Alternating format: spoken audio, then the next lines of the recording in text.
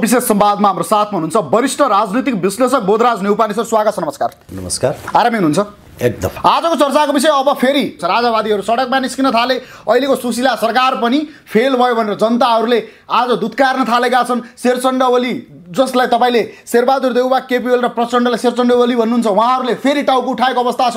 नेपालको राष्ट्रिय राजनीतिमा जो आश गरिएका युवाहरू, बालिन्सा जस्ता व्यक्तिहरू आज गुमनाम भन्ने अवस्था बनेको छ। र अबको चर्चाको विषय देशमा 1 2 3 राजा चाहियो भन्नेहरू फेरि जुर्मुराउन थाले। के भन्नुहुन्छ यो विषयमा? यो त सडकमा सबैले राज्यका पदहरू नपाएपछि र आफू अनुकूल नभए पछाडि आफू अनुकूल चाहिँ सबै ठिक, आफूदेखि बेगर अरू जम्मै खराब भन्ने प्रवृत्ति भएको हुनाले यो घटनाहरू घट्या हुन् हैन।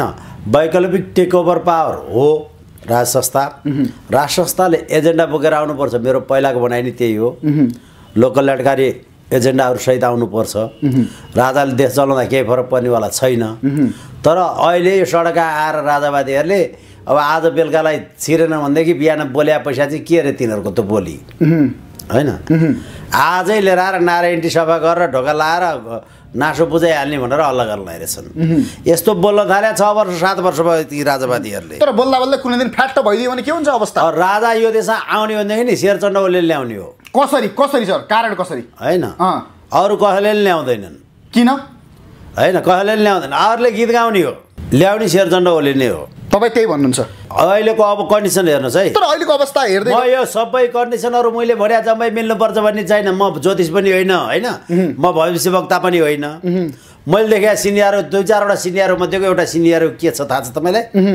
सडकमा राजावादीहरूको आन्दोलनको कारणले यिनीहरूलाई सम्बोधन पनि हुने।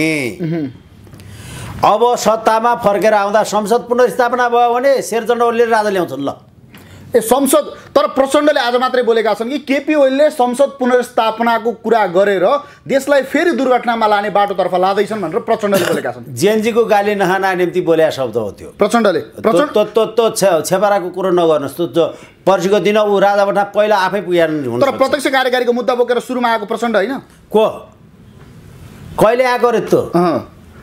शान्ति सम्झौता भइसके पछाडि त्यो काहीकै होइन। मैले बोले सुने पछाडि त्यसले भने तपाईँले अरू के नेकपा माओवादीको त्यो प्रत्यक्ष निर्वाचित कार्यकारी राष्ट्रपति पहिला होइन, राष्ट्रपतीय प्रणालीमा जाउँ भनेर त्यो आज हामीले तपाईँले मैले भने जस्तो बोली चाहिँ अहिले आएर बोले हो। त्यसले हामीले बोले थाहा पाएपछि अनि त्यसपछि गएर काङ्ग्रेसको थियो यही संसदीय फाँट हो, सांसदीय व्यवस्था होइन।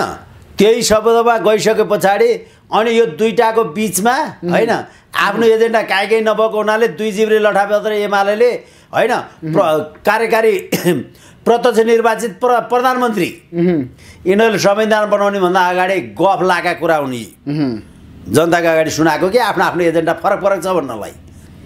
एजेन्डा त यिनीहरूको देश लुटेर खाने हो। तर यिनीहरूले भन्न चाहिँ यसरी भन्थे। अनि हामीहरूले कुरो उठायौँ प्रत्यक्ष, किनभने सरकार बेला बेला ढलै गरौँ, प्रत्यक्ष निर्वाचित कार्यकारी प्रमुख बनाउनु पर्छ। त्यो भए पछाडि 5 वर्ष ढुक्कले चल्छ भनेर हामीले विभिन्न देशहरूका अनुभवका आधारमा भन्यौँ। अनि हाम्रो देशका यी फटाएर यिनको मती पनि थाहा छ हामीलाई। यी फटा यी चोरहरू त यी चोररै खाने त उनीले कतिखेर लिएर गएर धोका दिन्छन् भन्ने थाहा भएको हुनाले अनि हामीले प्रत्यक्ष निर्वाचित कार्यकारी प्रमुख त बनाउँ होइन। हेर्नु न हाम्रो 74 देखिका 75 देखिका भिडियोमा छन् त। हामीले यी शब्दहरू त त्यहाँभन्दा अगाडि हामीले गफ गरे अब साथीभाइलाई सोध्नुहोस्। त्यस पछाडि हाम्रा रेकर्डेड छन् अहिले आर्काइभमा खोजेर हेर्नुहोस् होइन। हामी निर्वाचनमै गइसक्या हो। भनेको आजको दिनमा पनि माओवादी र प्रचण्ड प्रत्यक्ष कार्यकारी राष्ट्रपति हो कि प्रधानमन्त्री हो भन्ने मुद्दामै क्लियर छैनन्। यिनीहरूको त्यो होइन। यिनीहरू जनताको भिड जता जान्छ जुन शब्दमा जान्छ त्यही बोल्ने हुन्। छेपारा भन्छौँ नि हामी। भनेको प्रचण्ड छेपारै हुन्। नाम हो अहिले त धुन्धकारी हो। तर चर्चा भइरहेछ नि भित्री रूपमा प्रचण्डले राजासँग वार्ता गरिरहेछन् र राजाले अब चोखाना हान्दैछन्। म तपाईँलाई भन्दै जान्छु। कन्डिसन के हो भनेदेखि पर्सि अदालतबाट प्रत्यक्ष यो प्रतिनिधि सभा पुनर्स्थापना भयो भने यिनीहरू सरकारमा गएर अस्तिको जस्ता तस्तै अदालतबाट मैले जितेर आएँ भनेर कुर्सीमा जानलाई त्यो छ नि हितमान कुलमानहरूको छ नि हैन। अनि अस्ति त्यो के प्रहरीका उसका अनि त्यो के अरे मुसेले लखेट्न खोज्दाखेरि त्यो के अरे हाम्रो यम अधिकारी होइन अदालतबाट फर्केर अनिखेर भोलिपल्टदेखि त्यही पोस्टमा हाजिर भए थिए नि तिलक रावल त्यो खाले अवस्था यिनीहरूको हुँदैन फेरि जाने त्यो मुद्दाबाट फर्केर आए पछाडि होइन खड्गेगिरी प्रधानमन्त्री होइन वाइड बडी सहयोगी अनि त्यस पछाडि गएर द्वन्द्वकारी विपक्षी दलको नेता यो सम्भव छैन अब त हुँदैन त्यहाँ तीभित्र स्वीकार्य रहँदैन स्पष्ट छ त्यो तर केपीओले आरोप सुन्नुहोस् न केपीओले आरोप लगाएका छन् कि सुशीला कार्कीको सरकारले यानि कि गृहमन्त्री ओम प्रकाश अर्यालले चाहिँ अहिलेको वर्तमान अवस्थामा केपीओलाई झुटा मुद्दा लगाएर पक्राउ गर्ने तयारी गरिरहेका छन् यसलाई शरणीय र सही हुँदैन भनेर आज केपीओले बोलेका छन् अर्को दिन्छु मैले यसो पहिलाको एन्सर सिद्ध्यौँ राजाको होइन अब त्यस पछाडि गएर त्यो सदन पुनर्स्थापना भइसके पछाडि यिनीहरूलाई राज्य चलाउनलाई बहुत गाह्रो हुन्छ सडक कहाँ कसको आउँछ राजावादी आन्दोलन आउँछ हिन्दू धर्मवादीहरू आउँछ भनेको अब राजसंस्था पुनर्स्थापना हुने पक्का हो पक्नुहोस् न म भन्दै जान्छु यहाँ होइन पक्का हो त्यो भ्याट भनेर टिकटकलाई मात्रै नबनाइदिउँ कि टिकटकले धेरै कमाउँछ होइन कुरो के हो भनेदेखि त्यो भए पछाडि यिनीहरूले सडकमा भएको आन्दोलनलाई सम्बोधन गर्नुपर्ने अवस्था रहन्छ अब यिनीहरूले आन्दोलनलाई यिनीहरूको नैतिक दायित्व छैन कि आन्दोलन दबाउन सकियोस् कसैले गर्यो भने हेर्नुहोस् है फर्केर आउँदाखेरि त्यसपछि यिनीहरू राजाबठा गएर